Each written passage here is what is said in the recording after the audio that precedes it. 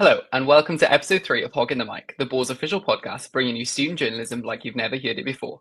Whether you're listening at the gym, on holiday, or while procrastinating that pre-term uni work you said you'd do all summer, we've got a great episode to bring you over the next hour. Today, we'll be chatting to a Boar alumni who, despite never holding an editorial position, wrote over 200 articles for the paper and has gone on to write for one of Europe's most popular digital political news outlets. But as always, let's begin by spotlighting the stories that have caught our eye in the Boar this week. Shall we start with the story from the culture section? Okay, so across the culture section, the past couple of weeks, we've had some really good reviews come out in the film, arts, and music section. But there's one that has stood out, which is from the art section, and that is Abby Fox's review of The Great Gatsby, which is a fairly new musical which has come to the London Coliseum.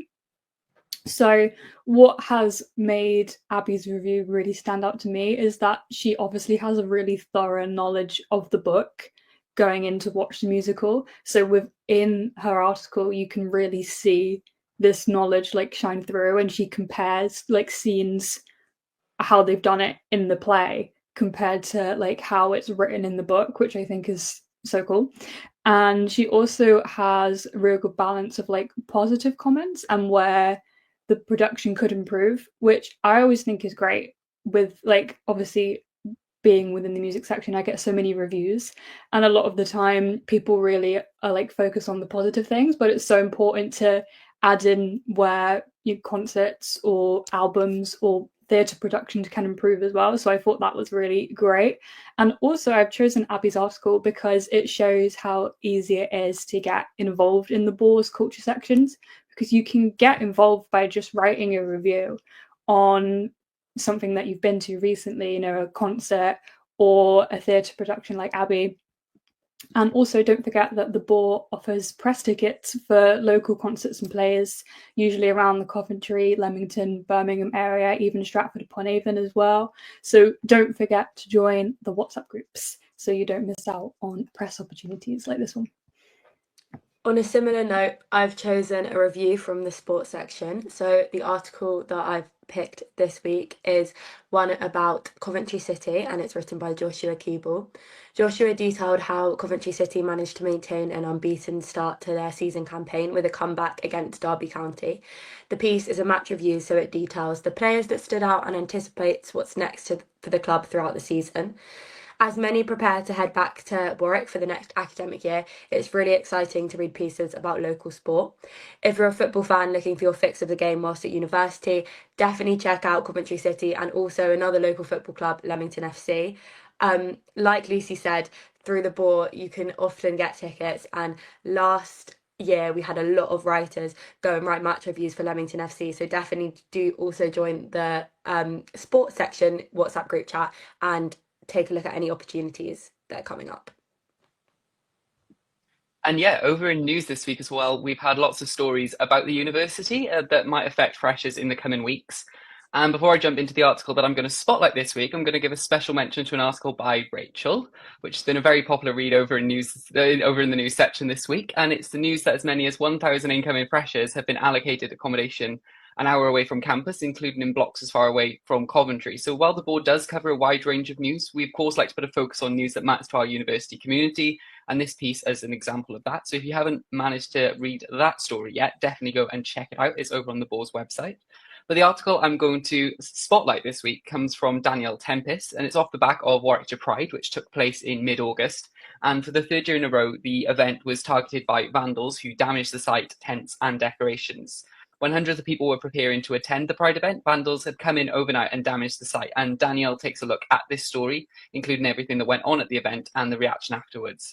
So it's a really important piece and definitely one you should check out. Of course, that's just a snapshot of the amazing work that's been published in the Boar since we last brought you an episode of the podcast. If you're wanting to read all the latest stories from across every single section, you can do that over at our website, www.theboar.org. But before you disappear to have a look at our website, we've got another interview to bring you with one of our Boar alumni.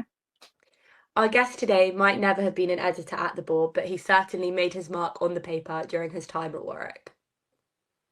He wrote for all of the Boar's sections, apart from podcasts, which was added to the paper after our guest left the Boar. But don't worry though, we made sure to ask him what article he'd pitched to Beth if he was still writing at the Boar today. We couldn't let his whole hog go incomplete. Nowadays, you might see our guest's name pop up in your inboxes if you're a subscriber to Politico's London Playbook newsletter, which brings together all the latest news from across Westminster and beyond. We'll, of course, touch upon his time working on Playbook and more of his experience throughout this interview. If you don't know who we're talking about yet, then our guest today is Noah Keate. In just the last few weeks since we spoke to Noah, he's written articles for Politico on a range of topics, from the rise of online political journalism to calls for Britain to host the Super Bowl. So he certainly knows his stuff when it comes to all things political journalism.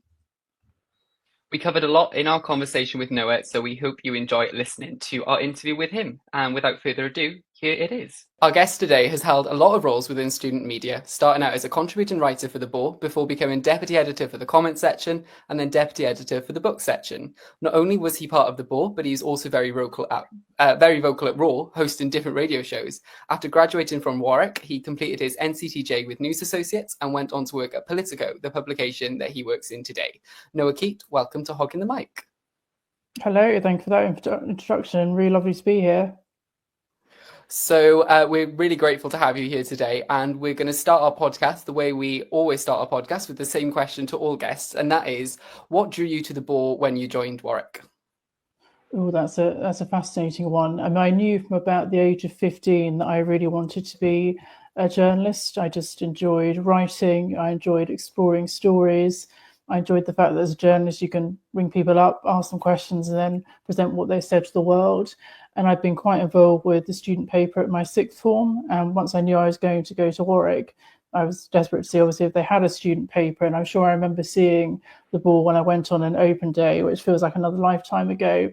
And as soon as I thought there was this active student publication, I thought, right, now that I know I'm going here, I very much want to be involved. So I looked at their website quite regularly, and I remember I was thinking of ideas even before I'd actually arrived at campus and started my first year, because I had quite a long time in between finishing my A-levels and starting at university, around 3 months. So I think I knew, from day one, that I wanted to definitely be involved with it, certainly as a writer, if nothing else. And then gradually, as time went on, I thought I loved doing the writing and researching and seeing your name in print, because who doesn't? But I thought, actually, if I can be involved in some editorial capacity and help other writers craft what they want to say, that would also be a great privilege. I mean, you spoke there about how you really wanted to get involved, and you certainly did. You wrote over 250 articles for The Boar, which is a very impressive number, and you also contributed to every section, which is a challenge that not many writers complete. Were there any sections which you found particularly tricky to complete, and do you have any tips for anyone who is trying to write for all the sections? Yeah, well, thank you for the reminder. It's amazing to think it was 250. I have to say, helped inadvertently by the COVID pandemic. So when it was in these really difficult circumstances, the latter end of my first year and a lot of my second year was during the lockdowns, 2020 and 2021. So, of course, even though the newspaper couldn't print, logistically, the website was still very much up and running. So part of the reason of having so many articles was being at home with nothing else to do. And it was, in a way, a good release. In terms of sections, that was certainly a challenge. I got into third year and knew, sadly, that my time at the Boar and at Warwick would be coming to an end. I was really keen to make sure I'd written for everyone. Now, I know very little about sport, I have to admit, even though I really actually enjoyed Wimbledon this year and followed the tournament really closely, had 5 Live on the whole time, and I really loved it.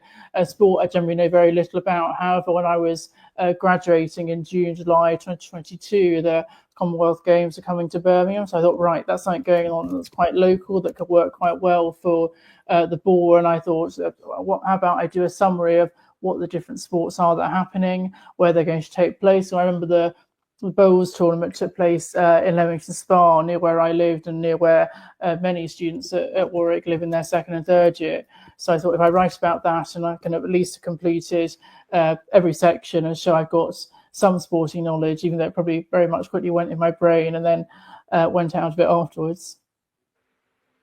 There has however, been an addition to the whole Hog Challenge, because in the last couple of years, the podcast section has been introduced, which is now edited by our fabulous head of digital media, Beth. So just to put you on the spot right now, if you were to pitch an article to Beth for the podcast section, what would you like to write? What would you pitch?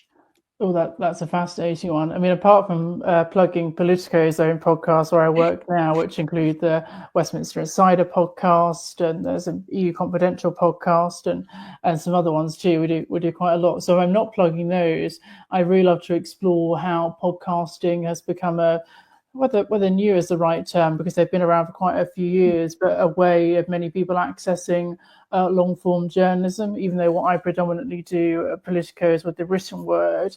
People that, say, might find it hard to take in a 4,000 or 5,000 word article that really deeply explores one issue in depth, they may be able to better access that through the medium of podcasting. So whether that's one long episode that's an hour and a half, 2 hours, or whether it's a whole series that takes you step by step through an event and through the aftermath, I think it would be interesting to explore how podcasting can be a way to make very difficult and very complex issues accessible to more readers that might not have the bandwidth, attention span, or simply the time to sit and look at a computer and read a 5,000, even 10,000 word article in some publications.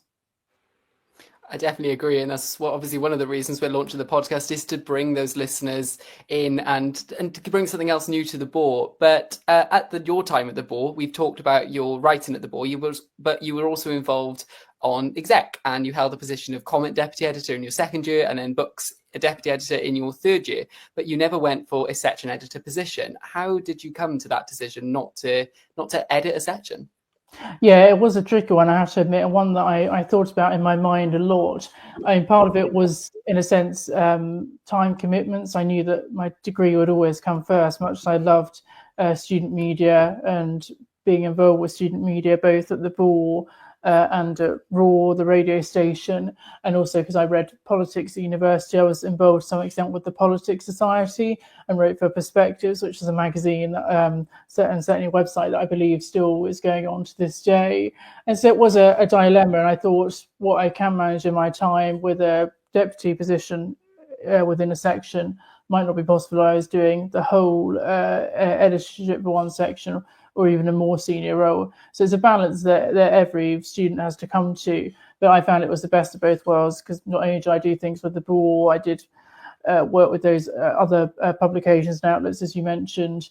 I also worked at Warwick Arts Centre and had time commitments there, as well as doing freelancing outside of university publications. So I sort of thought that a deputy role gave the best of both worlds in terms of being on the editorial team and helping other writers, while also ensuring that my own development as a writer didn't stop. And you spoke there about, well, Tom mentioned the sections which you were editing, and you were a part of their exec committees. What did particularly draw you to the comment and book sections?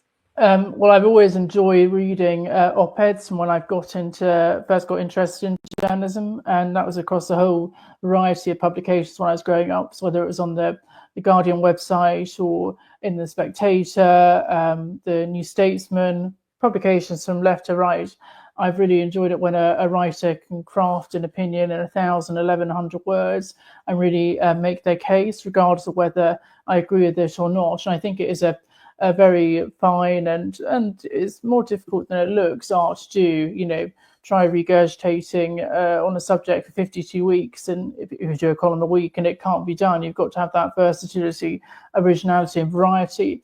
And so it meant that I also enjoyed writing them when I was a student, and so that made me think, well, I like saying what I think, who doesn't? But what about for other writers who want to feel that they can really develop their point, because that's the whole point of any comment, any opinion section, is it's about taking a stance, hopefully backed up by evidence and assertions. And also, they're very much not being a rant. A good op-ed shouldn't be a rant. It should be clear, coherent, and you might get to the end of it and not agree with what someone said, but you can at least understand why that's the conclusion that they've come to. And so I thought if I can help other writers, that'd be great. And so I introduced while I was there, which I think we ran it for a few issues or a few months in terms of the online publication, was called The Open Mind. And it was deliberately designed to be when someone had changed their mind on a specific issue, to again show that nuance that can exist even when within a section that has got a reputation of being quite sort of strident and opinionated by its very nature. And you mentioned as well that you were really involved in Raw, the radio at Warwick as well. You had your own show, Front Page, you hosted the breakfast show during your second year, and you also co-hosted the Political Arena in your final year. How did you make the eventual choice between broadcast and print journalism, considering you were so heavily involved in both? Yeah, so I really enjoyed doing both, and I felt my passion just was far more for print. I do love how you can, even though I'm really enjoying this, having a great time, I like how in print, unless you're really on a deadline, you can write a sentence that's maybe not your best, but you've got time to delete it and then rewrite it. Whereas in broadcast, you've got to be perfect first time round, especially if it's a live broadcast. And I salute the people on television, on the radio that do it day in, day out, and make complex ideas sound very simple and do so in such a coherent and engaging way. And I just knew that at the moment it wasn't initially my skill set. Now, of course, there's always a discussion that people in the journalism world are having about the need to be a multimedia journalist and to be able to do the written and the spoken and the online content and the TikTok content. And all of those very valid. We want to try and reach the widest possible audience. But I found that my own skill set and what I really got pleasure and enjoyment out of was the written word overall. And therefore I thought that the reader would get more from it. Having said that, and you've done your research on what I did at Raw, I had a really amazing time there doing both Front Page remotely because it was during the lockdowns, an hour each Monday, looking through the newspapers, giving my musings and reflections on the week. It was a purely solo show for 60 minutes, recorded on StreamYard. So I feel like I'm sort of 360 here, 5 years on, to also doing the breakfast show. We had to do that remotely, pre-recorded, and then I would edit it together 2 hours in Audacity with the songs, and then send it off to the program controller who would ready it up to be played first thing on a Thursday morning. And then it was really nice to round it off by co-hosting a show with my great friend Ollie, the Political Arena, as you say, because we got to do that in studio. So it was in final year between 2021 and 2022, when largely the restrictions had ended. We still had the sort of screens that were sometimes used. It was very much sterile, wipe down the mics, that kind of thing. But being able to do it actually in the studio itself, taking turns over who drove the radio desk, was a really rewarding way to round off my time, both at Raw and Warwick as a whole. So I think that brings us nicely as well to the end of your time in student journalism, or at least before your master's. But along with all of that, you'd also carried out many different placements and work experience opportunities. Just touching upon some, you wrote culture pieces for the Inside Cambridge website. You helped to research for Ian Dale's book, On This Day in Politics. How do you think these experiences helped you decide that eventually political journalism was the route you wanted to pursue? Yeah, it's fascinating. I really enjoyed the non-political pieces that I wrote, both for the Boar and for other publications as well. I really enjoy, when I get a chance, watching television programs, going to the cinema and enjoying a good film, listening to the radio and not just shows that are politically related.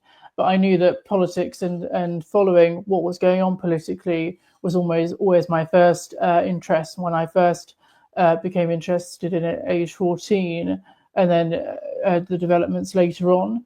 And I got a lot out of each of those ones, particularly doing the book research, which was a really rewarding time. It was 3 months I had in my third year, where my finals weren't immediately on the horizon. So that meant I had a chance to do entries for On This Day in Politics, which, as you say, each page was a different day in the calendar where something politically had happened. And so I think I knew, first and foremost, I wanted to know what was happening in Westminster each day. It was the time, as I said, of COVID, and later of Partygate and Boris Johnson, Keir Starmer trying to bring the Labour Party back from one of their worst defeats ever in 2019, which took place at the end of my first term at Warwick. And so I thought, yes, while I love writing about culture and experiencing cultural events. Actually, the political journalism side is where I feel I've got the most knowledge to be able to impart to readers, and therefore something that I really want to pursue, because it's very addictive as well. It's obviously slightly quieter at the moment when we're recording it in the middle of August because MPs are away and there isn't so much going on. Although having said that, it can still be very busy as well. And after you graduated from Warwick and you had completed a lot of those placements and pieces of experience, you went on to News Associates to do the NCTJ fast track in multimedia journalism. As writers at the Boar will know, like many people watching this will know, that all types of Warwick students go on to do all different types of masters or NCTJ courses. What was it that made you decide on this particular News Associates course, and what did that course entail? Yeah, good question. There's always a dilemma for those that are student journalists about what do you do after you finish if you decide this is a profession that you really want to take seriously. For me, I'd first become aware of News Associates actually during the lockdowns. It's being at home. They ran lots of online courses, breaking news courses. They did in conversation events on Zoom. And I remember when you think, oh, actually, this sounds like a really impressive organisation. It's actually 5 years ago this week, I attended their summer school, which was a 2-week summary of everything that they do on the fast track course. So it's bits of shorthand, bits of looking at freedom of information requests. It was a sort of taster, a digest of what to expect if you did their full qualification. And having done that at the end of my first year with another 2 years at Warwick to go, I thought, unless I'm massively convinced otherwise, I think this is a place for me to go after Warwick. And so that made the next 2 years a bit easier in a sense, because I knew this is where I want to be. Now, clearly, some people do journalism masters at City University and do very well there. But what I quite liked about New Associates, just speaking from my own experience, was that it was quite quick. It was 5 months rather than a whole year. That meant it was obviously cheaper. And I quite liked the more practical element that covered a whole range of different forms of journalism. Whereas at other places, you might just specialise in newspaper journalism or magazine journalism or broadcast journalism. I liked the variety that it offered. And so I was pretty set that, yeah, once I finished Warwick, at least the first 5 months of what I did after university would be that multimedia journalism course at New Associates. As for the course itself, I was in the penultimate group where shorthand was compulsory. So that's where you shorten less of the alphabet to write a lot quicker. That was by far and away the hardest part of the course for me. Many attempts, many hours working away, both in and out of classroom. But I was really glad I did it, because it's a good skill to have, and particularly relevant if you're ever reporting in court, where obviously you can't record anything at all. And even though, as I say, it was tough, that day of finding out that I passed and got to 100 words a minute speed was a great feeling. Alongside that, there were things like essential journalism, so the basics of how do you put a news article together. Now, these might be things you'll probably know very well at the Boar, given how heavy and impressive the news section is, but the bread and butter, where do you put a quote generally? Where should all the information be? How do you structure it so that it is as interesting to the reader as possible? Was informative to have that sort of solid building ground. Alongside that, we got to take journalism into the 21st century through things like digital journalism. So it not just being about newspapers or TV, but what should a journalism strategy be on social media? So you're running a Twitter X account, or now a Blue Sky account, an Instagram page, a TikTok account for a particular media organization. What post should you be putting out there to get the widest number of readers? How often should you be posting? When should you be posting? So it was really the full range. I mean, by far and away, my favourite part of the course was compiling what they call an e-portfolio. So that was 10 pieces of journalism, original journalism that you would do. And I enjoyed that, because here wouldn't, it's where you get to go out, report, interview people, and compile it together in a story. And it should be the kind of gold standard of your work, the best representation of the journalism that you can do. And so if ever I was finding shorthand particularly tough, or I thought I've got so much to revise and so much to memorize, it would be those stories, that original reporting, that would bring me back and think, no, this is why I'm doing it. So that was certainly the most journalistically satisfying part of the 5 months. And you spoke quite thoroughly there about the course and about how hands-on the course is. And you started the course in September 2022, and just 4 days into your course, you had a major news event occur, which was the death of the Queen. What was it like covering such a major event so early into your training? Yeah, it was quite extraordinary because it was sadly a day that we always knew was going to happen, given that was 96, and we'd sadly lost the Duke of Edinburgh, Prince Philip, the year before in 2021. And it was a real whirlwind of an experience because I'd only moved to London the previous week. I was just settling in where I was living in Twickenham, which is where the course takes place. I was 4 days into meeting new people, trying to get to grips with shorthand, trying to understand what the course is going to be about. And then we suddenly get this news that not only is there a new Prime Minister because Liz Truss had just taken over from Boris Johnson, but the Queen had very sadly passed away and King Charles was now the new monarch. And so it was full on, but it was something that many media organisations have also been preparing for years, if not decades. And part of what they really wanted to make the course about was developing confidence and speaking to people, because clearly as a journalist, that's something that we all have to do, whether it's on the phone or actually going out and doing vox pops in person, which is when you speak to members of the public. And so the morning period was really the opportunity for us to utilise this, because we do shorthand in the morning, and then a group of us would go from Twickenham, which is in southwest London, into central London to Green Park, to the Mall, outside Buckingham Palace, and speak to mourners that have come from all over the country, if not the world, to pay their respects.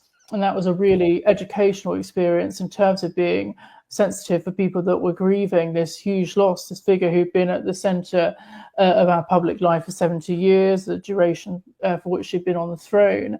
But speaking to people who were coming to pay their respects on camera, asking them why they were here, what memories they had of the late Queen, and then doing content for both the websites that News Associate does and also the social media pages as well.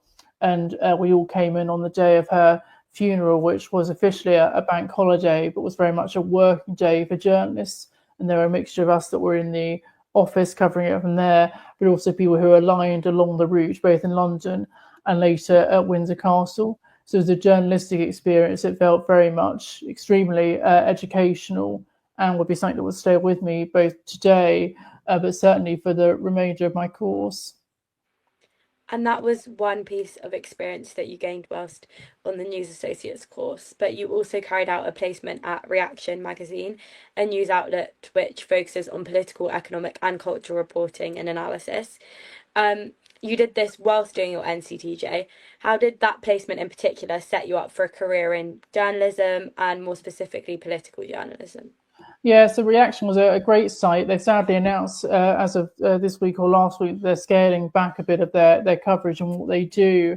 But I had a very rewarding 2-week placement with them in August 2022, which is before I started my course. I had some free time where I did things for their website, political content for their website. And then afterwards in September, when I needed a Friday placement, because we were at New Associates Monday to Thursday, Friday was a placement day, they were very much willing for me to go along every Friday. And it was done remotely, so done from home, but there was still a very engaging opportunity, and I was given lots to do. And quite often on Fridays, it ended up being that there was quite a lot going on. So one Friday we had the infamous mini budget, Liz Truss's statement read out by her then Chancellor Kwasi Kwarteng, which precipitated market turmoil. Another Friday, we actually had the sacking of Kwasi Kwarteng, who became one of the shortest serving, if not the shortest serving, Chancellor at the Exchequer. So it meant that even though Fridays are quite often seen as a quiet day politically, because MPs are usually in their constituencies and that the government isn't announcing so much, there was still plenty to cover.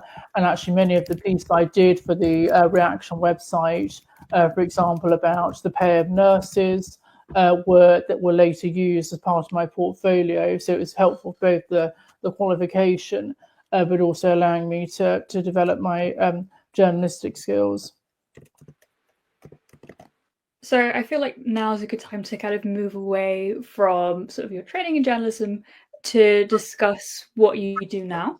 So as we've mentioned a couple of times, you now work as a reporter for Politico. When you first started at Politico, you worked on the London Playbook newsletter, and you are now a live news reporter. So what was it, firstly, that attracted you to this particular publication? And also, what was it about this role that you originally applied for that really appealed to you? Yeah, so I've been reading Politico's work for many years, particularly their London Playbook newsletter, which, if you don't know, it's a 7 a.m. and now 5 p.m. Twice daily newsletter that covers everything that's happening in Westminster politics. So what the Prime Minister is doing, what the Leader of the Opposition is doing, what the Liberal Democrats as a third party are up to, as well as international events across the pond or in the Middle East that have a relevance within SW1. And so I've been reading it as one of their kind of outer layer of readers as a student who was studying politics and had a great interest in what was happening in Westminster. And they were a publication that I contacted asking whether they had any work experience available after I'd graduated from Warwick and had some time before going to New Associates. And they had a week of work experience available to compile all of Liz Truss's manifesto promises, because if you remember, this was during the first Tory leadership election that year between Liz Truss and Rishi Sunak. And it was quite clear from the polling that Liz Truss was going to win and was going to succeed Boris Johnson as Prime Minister. And so the team had thought, right, why not compile what she set out she's going to do in her leadership campaign so that this can be held as a record against her when she's in government. So that involved a week of looking through all of her press releases, reading all the interviews that she'd given during the campaign, watching all the hustings that she'd taken part in. And I think we ended up compiling under sort of the different government departments, so health, home affairs, foreign affairs, education, those kind of things. Overall, more than 100 pledges that she'd made. So we'd have what the pledge was, the quote where she'd said it, and as I say, that would have been held against her. It obviously aged quite quickly given events, but it meant that I was on their radar. And so later on, there became a vacancy helping with this London Playbook newsletter, which, if you've not read it, is a very long email intentionally because it's designed to be comprehensive, especially the morning edition, which when you're waking up first thing in the morning at 7 a.m., you work in politics, you need to know what's happening, you read this newsletter. And so a role became available in terms of helping out as a reporter, so doing the lower half of the newsletter. I initially did a week of trial shifts over Christmas because the morning edition is published every single weekday. So even if it's Christmas Day or Boxing Day, if it's a weekday, there's going to be a 7 a.m. edition. And so I did a week of trial shifts that were thankfully a bit quieter because it's over Christmas. And then later on, the position became available at the start of February. So just after I finished my course, the timing worked very well. It was, I like to say, it was a mixture of luck and persistence. A lot of journalism is often a mixture of those two things. And started there in February 2023. So I think you briefly touched upon it there, and can I just say as well, I do read the London Playbook, and I think it's a great newsletter. It's a great way to get hold of all my news. But you've touched upon briefly there what you do, but how would you break it down into, if you had to say a day in the life of your work now, what would you say a day in the life of your work is at Politico? Yeah, so also back then when I was helping with London Playbook and the morning edition, it involved starting in the afternoon and early evening because as the morning newsletter goes out at 7 a.m, it needs to be right up to date. And so that means often the main writer is working through the night, looking through the newspapers, looking through the stories, watching out for any international news to make sure it's fully by 7 a.m. As recent as it can be. As a reporter, that would mean working quite late because you'd be helping them out to ensure it was, as say, the lower half of the email also had that. So it meant you had your mornings free, but it was later in the day that was busier. Now I'm a member of the live news team, and so that involves doing a lot more for the Politico website, and that has a far more international readership, while a lot of London Playbook is very much for the Westminster bubble, just as the Berlin Playbook is for the Berlin bubble and the Brussels Playbook is for those who are very heavily involved in the EU. The content that goes on our website, politico.eu/UK for the UK site, that goes a lot more beyond the British shores. So it might be a reader in Brussels or a reader in Paris that has a passing interest in British politics, but isn't quite aware of all the minutiae. So a lot of my day is spent thinking of stories that will work well for international readers that want to know more about British politics, more about what's happening in Westminster, and more about what's really important. So I do bits for our site, and I also help with London Playbook PM, which is the afternoon edition that comes out at 5 p.m. So later on in the day, it's a sort of sister newsletter to the morning edition, and that's nice because it's done in daylight hours. Even when the deadline starts to hit you at 3:45, 4 o'clock, it's at least done in daytime. So I keep one foot in the playbook camp with that involvement there. So every day is different, as it's a mixture of longer term stories, shorter on the day stories a politician has said or done something that's interesting, and assisting with the afternoon playbook. Yeah, that all sounds really interesting. And when you're working at a publication like Politico, you've obviously got to stay aware of everything that's going on in and around Westminster and also beyond, as you mentioned. What are your top tips on sourcing stories and making sure that you've got a constant awareness of what's happening in politics and in the news? Yeah, it's really tricky, and I think something that every journalist, no matter how long they've been in the profession or trade, is always developing. I'm quite lucky in that I have a parliamentary pass, so I do work in Westminster quite a lot when it's sitting, and that obviously makes it easier for meeting MPs, people that work on the parliamentary estate, and so a lot of it is just reaching out to them. Every MP has got a public email address that's available online, so the work I'm doing, it will be contact them through there, and then just having a chat to both explain to them what Politico is, because they might not be aware of it in the same way that they're aware of the BBC or the Guardian or the Times, which everyone has heard of, telling them the sort of things that we cover, and then they'll have the chance to tell me what their areas of interest are, what their areas of focus are, and where that could overlap for a story.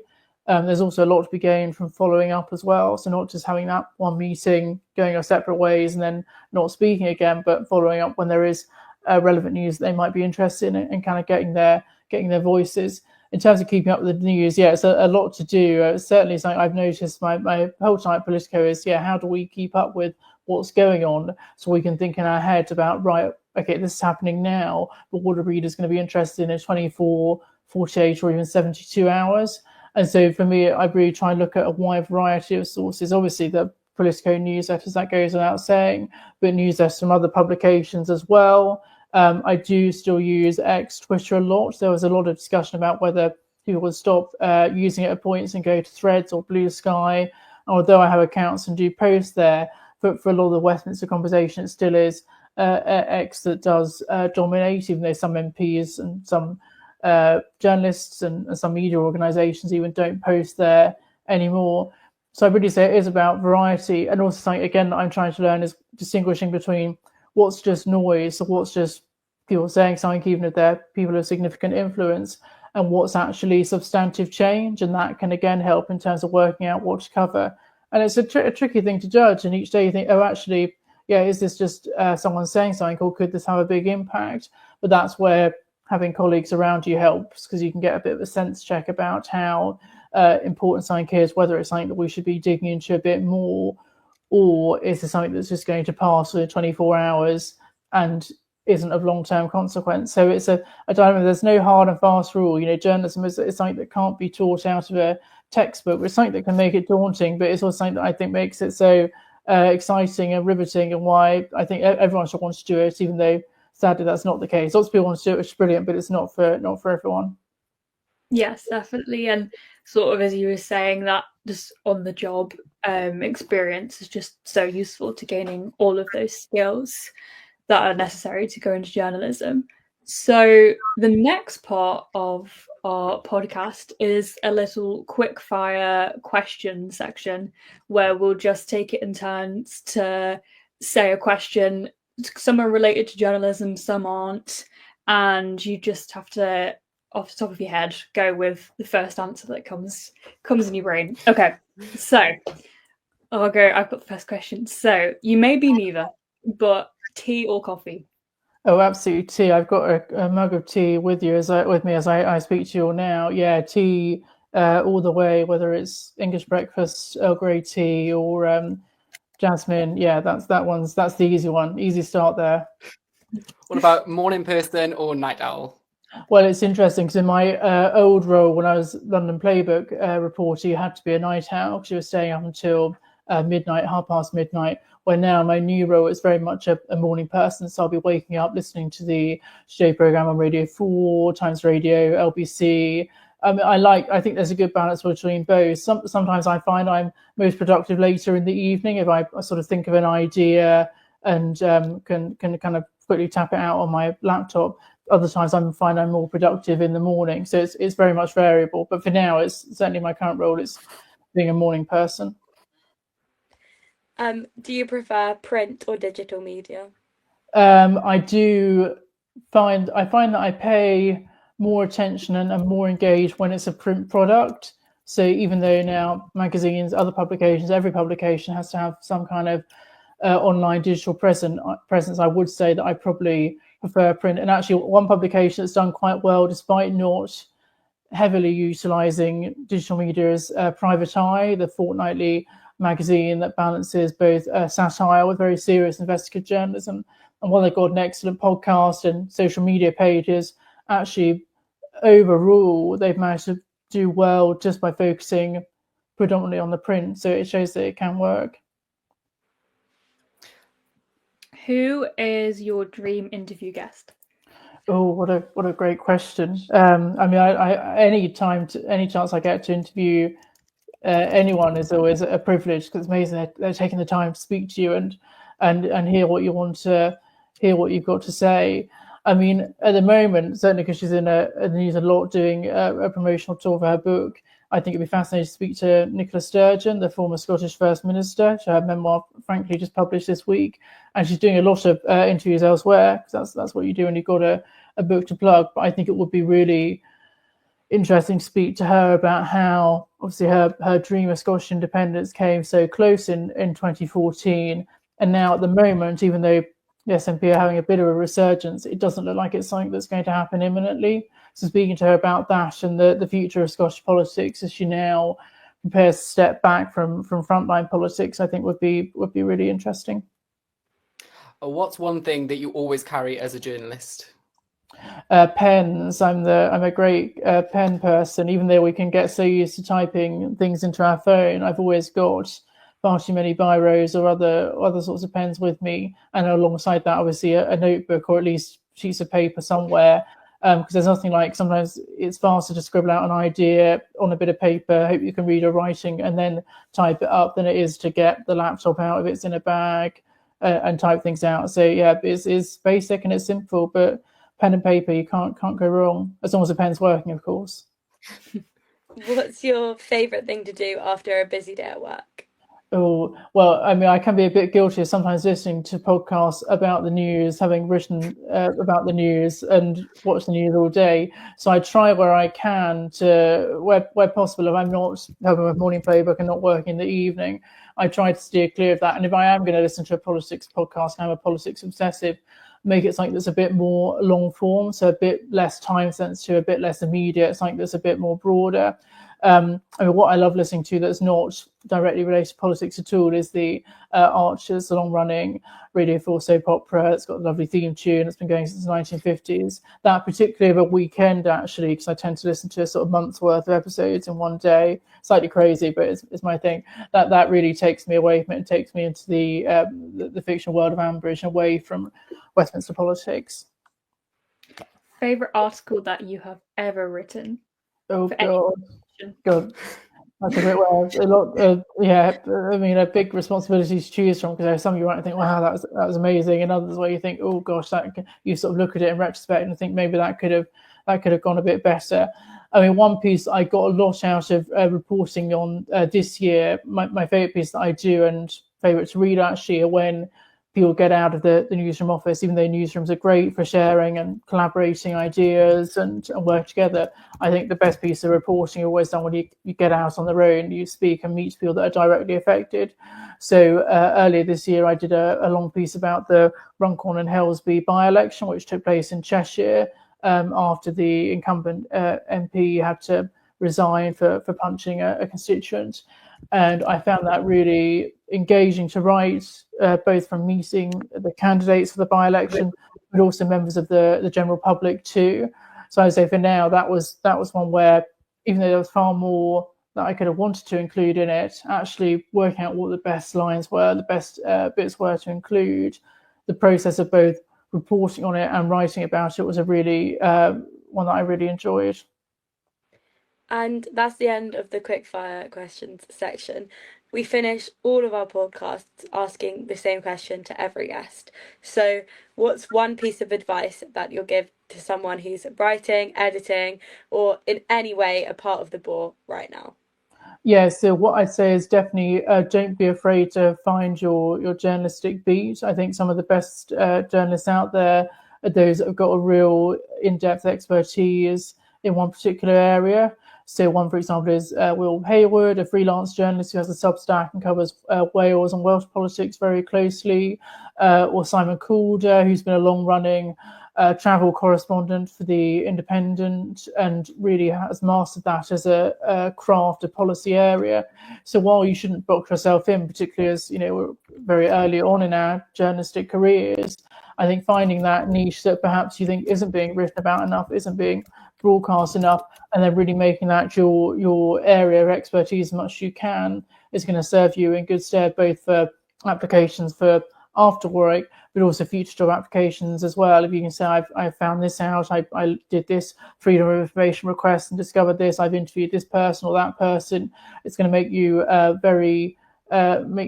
make you appeal to future publications, and might mean in the future, if there's a big story about that area, then BBC News channel might want to interview you, Times Radio might want to have you on because they know that you know what you're talking about and can speak about it with great competence and authority. So finding your beat, which is easier said than done, something I'm still developing on, I would strongly recommend. That's really great advice. Thank you very much for sharing, and thank you so much for coming on to Hogging the Mic today. We hope you enjoyed listening to our conversation with Noah. We've got an exciting few weeks coming up on the podcast as we prepare for Freshers Week, so stay tuned for a Boar star-studded lineup of interviews and some other very special guests and surprises. Our next episode will be dropping in your podcast feeds as usual 2 weeks today on the 18th of September, where we should be speaking to not one, not two, but 3 very special guests. So stay tuned for that one.